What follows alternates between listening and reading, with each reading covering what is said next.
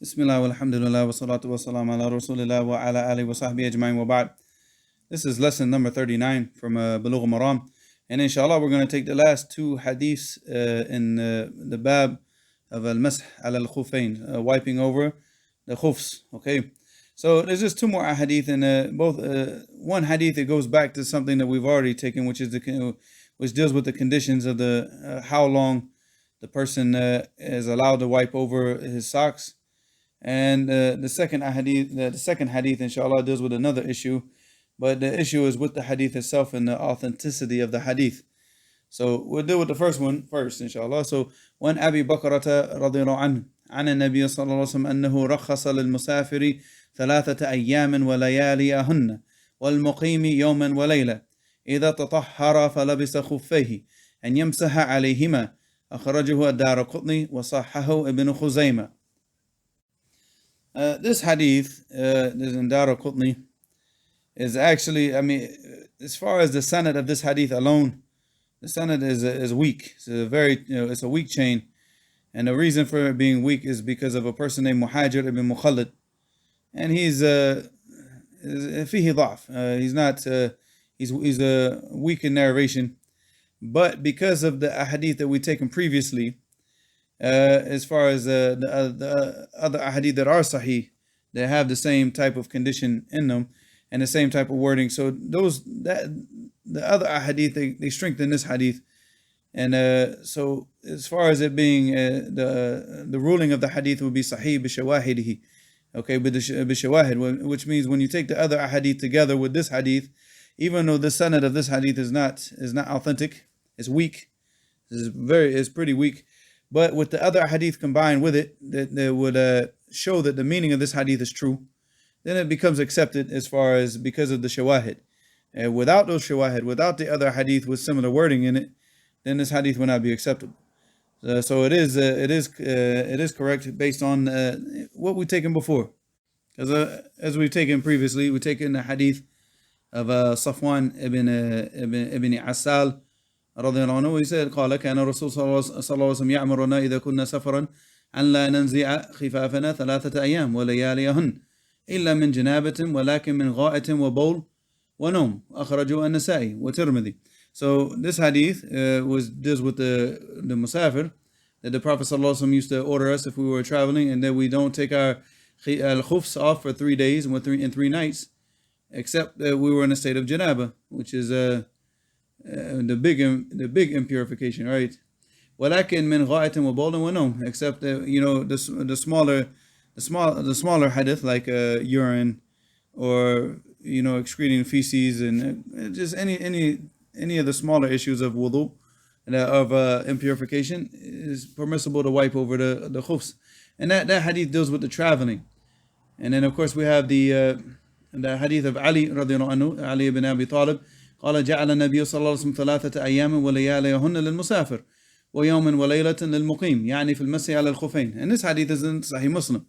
So with these hadith, they've already given the conditions and the stipulations as far as the time frame that a person is allowed to wipe over the khufs. So this hadith is similar wording. Okay, it's very, very similar, and it shows that the only issue here that's different is أنه رخص, and that he used the actual word tarkhis, which obviously, again, that shows that it's not an obligation, that the person, if he wishes to do it, he can do it. If he wishes to not do it, then he doesn't have to do it. It's at his discretion.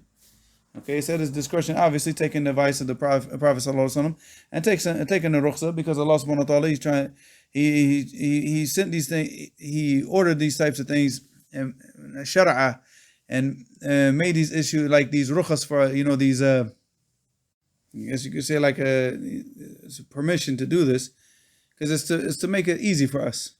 So obviously when you're traveling, especially when in the days when they were traveling, the way that they traveled, it's very, very hard to get water, and to take off they have to constantly take off their socks while they're traveling, and put the socks back on. So it's to make it easy for us. So it's better that we take these rukhas that Allah subhanahu wa ta'ala has given us and be grateful for it. But if a person doesn't want to do that, if a person feels better, like he thinks like maybe he's on the opinion that washing the foot is better than wiping over the khuf.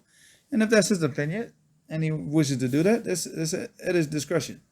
Because here, like the hadith said, أنه رخص. That means it's not an obligation, as we've seen over and over.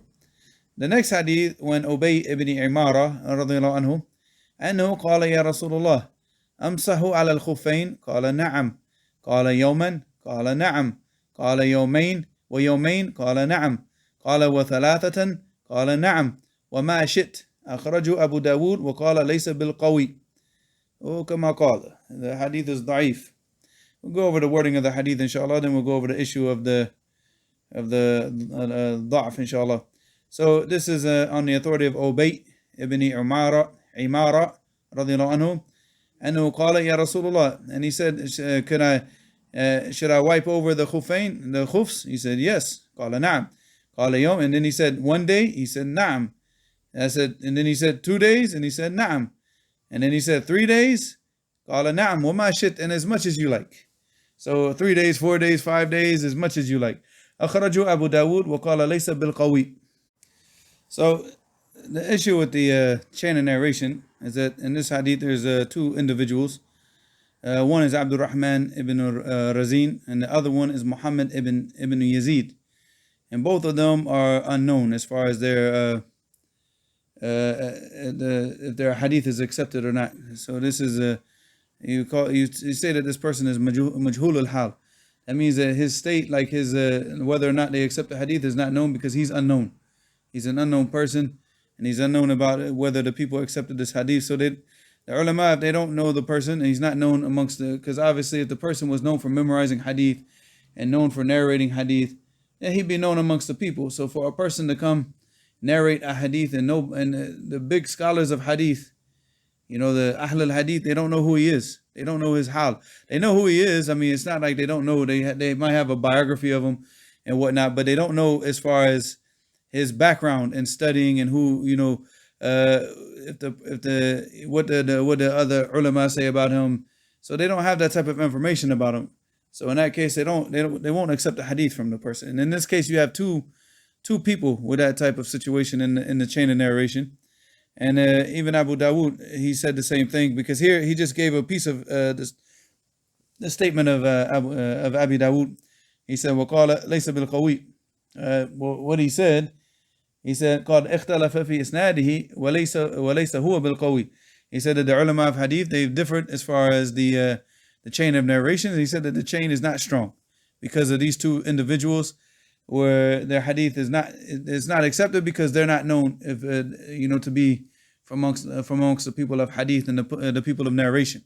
So for that reason, the hadith is, and on top of that, they don't have, like, if you see this type of wording in the hadith and you go back and you check like the different hadith and see if there was some type of shawahid, like we talked about, all right, in the previous hadith, that the chain of narration is not authentic. But because there's the other hadith, like the hadith of Ali, the hadith that I read off to you, it shows that this hadith is sahih. It's accepted because it has those shawahid. But this doesn't. So if it doesn't have the shawahid, and then you got these two people that are not known to be from the narrators of hadith, and they're the only ones now this chain of narration goes through them, and you don't have anything else to show that this hadith is authentic in any way, so then it's not accepted. So this hadith is not accepted, and if it's not accepted and it's not considered to be authentic, then the action is not upon this hadith. The action goes with the hadith that are thabit. So the hadith are thabit, they show, that if you're in your place of residence, that you have 24 hours to wipe over your socks or your khuffain, and if you're traveling, then you have 3 days. And those are the hadith that are authentic. This hadith is not authentic, and here it says وَمَا شِئْتَ, that you can wipe over as much as you want to. No, the action will not be with this hadith, because this hadith is not authentic, it's not known, and it goes against the authentic hadith, because here it was a very, very clearly stipulated that this is the time that you have to wipe over the khuffain. This is the time. You have those 24 hours if you're in your place of residence, you have the 3 days if you're traveling. And that's it. For now, this hadith, and this one now, is as much as you like. You can 3 days, 4 days, 5 days, as much as you wish. So there has to be some type of evidence to back that up because of the chain of narration not being accepted, and that doesn't exist. So this hadith is not to be acted upon until somebody can come with some type of evidence to back it up, which so far they haven't. So Allahumma musta'an. So the action is still with the previous ahadith. And with that, we conclude, inshallah, this chapter. So, and to sum up, that's what we understand. We've taken over the conditions for wiping over the khuffain. Number one, that you have to wear the khuffain in a state of purification, and that the khufs, and because of the word khuf in Arabic language is anything that covers up the ankle, so the khuf has to cover the ankle. If it doesn't cover the ankle, then you're not allowed to wipe over it. All right, and that the person, he's only allowed to wipe over the socks or the khufs for the hadith al-saghir, which means he goes to the restroom. But anything that involves like sexual contact or whatever, he has to take them off, and that he doesn't exceed the time limit, which the time limit is 1 day for the person in residence and 3 days for the traveler. And as we still understood from the issues also, that the time limit starts from the first time that you wipe over the socks or the khufs. So from that time, if you're in your place of residence and you got 24 hours, so if you wiped over them from the first salat is salat al-maghrib, and salat al-maghrib the next day, then you would have to take your socks or khufs off and wash your feet for that salat. And it's not permissible to continue praying in the khufs because your wudu will not be valid and your salat will not be valid. So inshallah, with that, the issue should be clear. وإلى هنا سبحانك اللهم وبحمدك أشهد أن لا إله إلا أنت أستغفرك وأتوب إليك.